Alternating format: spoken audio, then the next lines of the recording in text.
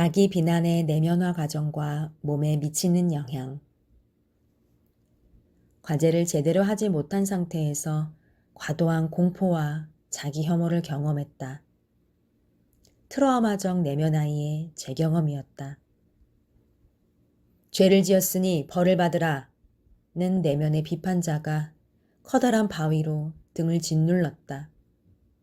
실제로 등 통증에 시달리고 속이 얹힌 채 며칠이 이어졌다. 어릴 적부터 남들이 나에게 실망할 것 같은 두려움과 어른에게 혼날 것 같은 불안은 상당한 공포심이 되어 가슴 차크라를 쪼그라들게 만들었다. 어떻게 몸이 안 아플 수가 있겠는가? 10여 년을 전전긍긍해도 전신 동통이 낫지 않는 이유. 이 의문에 대한 답이 풀렸다. 이유는 자괴감과 공포심으로 인한 가슴 차크라 손상이다. 마스터 힐러즈 치유 명상 중 특히 가슴 차크라를 주제로 한 명상에서 특별한 편안함과 전신 이완을 경험한다. 나에게 딱 필요한 치유 명상에 크게 반응하는 것이다. 수업 중 나의 이야기를 하는 지금 이 순간에도 가슴 차크라 치유가 일어나고 있다. 찌지직 뽀개지고 갈라지는 가슴과 등 통증, 수별, 그리고 숨이 제대로 안 쉬어지는 공포가 풀려나는 증상이다. 이렇게 치유가 급진적으로 일어날 때 주의해야 할 사항이 있다. 통증에 대한 마음의 패턴을 바꿔야 하는 것이다. 나는 원래 아파. 나는 원래 이랬어. 에서 치유 과정에서 역으로 겪어나가는 거야. 치유 과정이 잘 일어나고 있다는 거야. 라고 마음의 패턴을 바꿔야 한다. 가장 많이 볼 수 있는 일반적인 케이스이다. 좌뇌형이고 자존감 낮은 완벽주의로 자신이 해낸 부분에 대해 가장 야박한 평가를 한다. 뭘 해도 자신은 평가 가치가 없으므로 인식하는 악순환을 경험한다. 그런데 어떡해요? 해야죠. 어떻게든 해야죠. 라는 멘트. 포인트는 한다에 있다. 어쨌든 하면 어쨌든 나아간다. 믿지를 못하고 인정이 안 되지만 그래도 한다. 자기 의심의 좌뇌지옥 속에서 그냥 계속한다. 이것이 중요하다. 스타일의 문제일 뿐이다. 앞으로 성취해 나가는 에너지와 완벽주의로 자신을 닥달하고 자기 비하로 끌어내리는 에너지의 비율이 1대 9일 것인데 치유는 내 삶의 유익한 곳에 에너지를 집중시키면서 이 구를 제거해 나가는 여정이 될 것이다. 치유하면 유능해지고 삶의 창조자라는 사실을 체화하는 과정이다. 마스터 힐러 치유 명상의 주요 개념을 통해서 바라본 힐링 효과. 마스터 힐러 치유 명상에서 자주 사용하는 호흡, 상상, 의도, 그리고 빛의 몸과 오라장을 통해 이것들이 어떻게 몸에 영향을 주는가에 대한 간략한 보고서를 작성해 보았다. 먼저 호흡. 호흡은 살아있는 누구나 하고 있지만 의식적인 호흡은 명상 등을 제외하고는 거의 무의식적으로 행해진다. 치유 명상은 의식적인 호흡을 유도함으로써 몸에 대한 감각을 회복하고 지금 여기에 현존함으로써 새로운 차원으로 의식을 도약시키는 바탕이 되기도 한다. 두 번째, 상상. 상상 역시 인간의 타고난 능력으로 모든 창조의 원동력이 된다. 하지만 호흡과 마찬가지로 의식적인 상상은 드물게 보이는 현상이며 자동적이고 무의식적인 메커니즘에 의해 흘러가는 것이 대부분이다. 여기에서 세 번째, 의도. 의도의 중요성이 등장한다.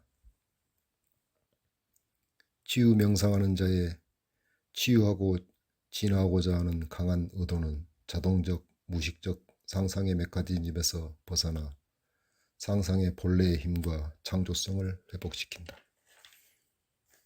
또한 호흡에도 자각의 의도와 빛의 에너지화라는 의도를 결합함으로써 큰 시너지 효과를 볼 수 있다. 네 번째, 빛의 몸 오라장이다. 누구나 삶에서 무의식적으로 사용하고 있는 호흡과 상상에 의도를 더함으로써 파동이 가장 높은 에너지인 빛, 그 빛의 몸과 오라장을 느끼고 체화하게 되면 기존의 에너지 흐름과 다른 에너지 흐름이 형성되고 일상생활에서 막히고 쌓여있던 탁한 에너지도 정화하는 효과가 있다. 이 빛의 몸 오라장은 우주의 정보와 내 몸을 연결하는 통로이기도 하며 몸의 건강에도 커다란 영향을 준다. 이렇게 살펴보았듯 마스터 힐러 명상은 호흡, 상상, 의도, 그리고 빛의 몸 오라장을 통해 우리의 몸과 마음을 힐링하고 영적인 성장을 할 수 있게 든든한 토대를 형성해 줌을 알 수 있다. 매일매일 마스터 힐러 명상과 함께 몸의 건강은 물론 영적 진화의 길을 함께 걸을 수 있도록 당신을 초대한다.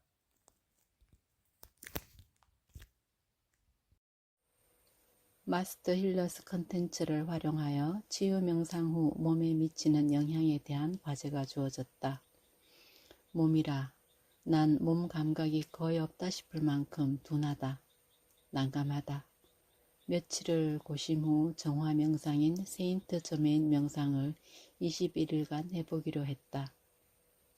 똑같은 명상 멘트지만 날마다 다가오는 느낌이나 세인트 저메인과의 대화 내용이 달랐다. 몸의 컨디션도 마찬가지. 어느 날은 환한 빛의 기운을 받아 살만 나는구나 싶다가도 또 어느 날은 완전 꼬꾸라져 일어날 기운도 없는 데다 내면 아이마저 등장했다. 나의 두렵고 불안하고 아픈 마음을 외면한 채 밖으로만 시선을 향했다. 그런 나를 챙긴다. 한 번도 제대로 보살핌 받아온 기억이 없다. 아프다 못해 숨이 멎어버릴 듯한 통증. 나의 깊은 숨소리를 들으며 육체가 핵이요 중심임을 알게 되었다. 또 어느 날은 명상은커녕 졸기만 하다 끝나기도 하는 등의 과정을 거치면서 마지막 21일째 오른쪽 이마 실핏줄이 반짝 연결되는 느낌. 몸의 경험이 이게 전부다.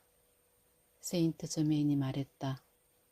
작고 미세한 연결선이라 잘 느낄 수 없었을 텐데 의도한 만큼 마음을 낸 만큼 진행된다고. 그렇게 오르락 내리락 하는 과정에서 포바디의 출렁임과 사이클이 보인다. 불안하고 허전하고 옆구리 시리고 아플 때 안 된다고 그만두는가, 그대로 치유 과정임을 믿고 나아가는가, 두 가지 중 선택은 내게 달렸다. 그래, 몸보고도 고우다. 오르락 내리락 죽을 판 살판 이런 식으로 나아가는가 보다. 세인트 저메인 명상의 핵심 멘트를 가슴에 새긴다. 누군가의 가슴에 부드러운 불꽃을 일깨워주고 그들의 영혼을 어루만지고 그들의 몸 전체로 스며들어가 그들만의 불꽃, 그들만의 플레임이 깨어나는 것을 바라본다. 내가 할 일은 그것뿐이다. 마스터 힐러즈 명상 목록을 만들어 듣기 시작했습니다. 그런데 계속해서 쏟아지는 잠 때문에 명상을 제대로 못 마치기 일쑤였습니다. 치유 증상이라고 허용하면서 충분히 잠을 잤습니다. 그러나 저 자신의 게으름을 나무라는 마음이 올라오면서 자기 허용이라는 것이 참 쉽지 않다는 것을 절감하기도 했습니다. 그러다가 100년 동안의 잠을 자고 깬 것 같은 어느 날 명상이 제대로 되기 시작했습니다.